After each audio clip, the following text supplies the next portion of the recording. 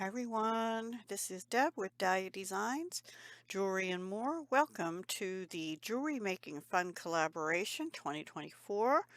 We're continuing this from the last few years actually, but last year on this channel. And on the 18th of each month at noon Eastern, a group of us post following a mandatory color scheme, which changes each month, and then two optional challenges, which are optional. So for this month, January, the colors are red or pink. And optional challenge 1 is to make a choker style necklace. And optional challenge 2 is to use hematite, gunmetal, or black findings, chain, wire, etc. So I sort of followed everything for the first necklace I did, except that the red is red jasper. It's not a bright red. I had red hearts, check hearts and stuff, and I thought I'm just not wanting to do hearts this time. So I have had these red jasper, I call them fans, they call them layout beads. Anyway, I had two from jewelrymaker.com, and I think I have two or more from somewhere else, like Fire Mountain or somewhere. I don't know, I can't remember.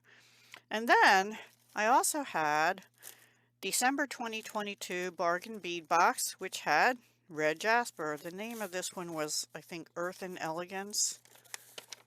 Yeah, Earth and Elegance. Now the color findings in that were brass, so I did not use those. I did a fairly simple necklace with 8mm and 10mm rounds, which came out of that kit, and then I had some hematite plated pewter beads, round beads, 4mm from Cherry Tree Beads, I want to say. I also used memory wire, which was from Beading, and I did not have that in like antique silver or gunmetal. I used the silver, and I used that on both necklaces. But I did add, on this one, I added a sort of gunmetal color lobster claw clasp and an extender chain, which I did not put a bead dangle on the bottom. I usually do, but I decided not to. And two gunmetal jump rings. The chain and the lobster claw were from BB Craft. Not remembering where the jump ring. I think the jump rings were Fire Mountain. So I just did a gunmetal 3, gunmetal 3, gunmetal 3. The last three sets of three are only the 8mm. I like them to be the smaller beads in the back. And then the other sets of three sets of three are 8mm, 10mm, 8mm. And they're just all spaced with the gunmetal beads, and then the fan I spaced out. Now they have a direction. If you flip it over, they are all flat on the back. And originally I had one I put on the wrong way, and I had to take half of the necklace off and restring it. Shame on me, but I fixed it. So they're all on there in the right direction and as they came in the packet. And then these are on stainless steel lever backs. I just did a simple dangle. I did bring in two little bead caps, which I think were Beading in a hematite color, and two more of the rounds from Cherry Tree Beads. And they are on an antique silver head pin from Beadbox Bargains, I believe. So that's the first set. So then I also had this, oops, sorry. Hang on. I'll show you both of them on the bust at the end. I had this Spring Blossom collection from April 2023 Beadbox Bargains. Nope, Bargain Beadbox. I always do that. And it had rose quartz and pink glass, so I decided to go pink. So let me cover this one up and I'll flop to the other one. Boop. Still memory wire. Again, I had gold bracelet memory wire, but I didn't have any gold necklace. So let me put this on here. So this is the same length as the other one. I did not put, at least not yet, a lobster or an extender on it. And it folds up on the on the thing.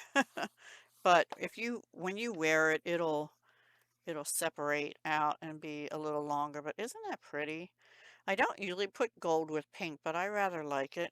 So I just did the glass bead, the rose quartz, uh, glass bead, and a spacer. So it was a set of three, but the way it looks like it was meant to be a set of two, and then these two.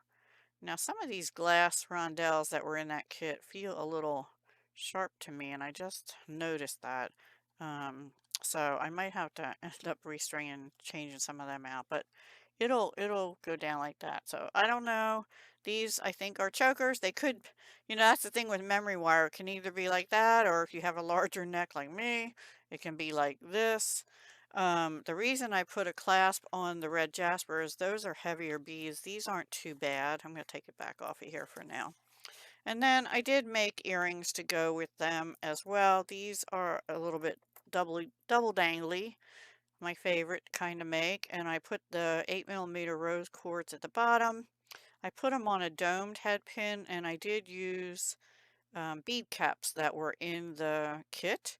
I brought in two little, well, two there and two up here, little spacer beads. Those were actually out of a different bargain bead box from March 2023.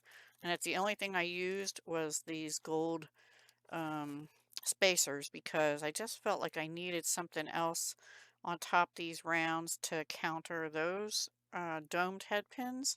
And also I felt like I needed something up here too. Using the spacers here, the head pins there, and the lever backs were in the April 2023 kit as well. I think it was April, right?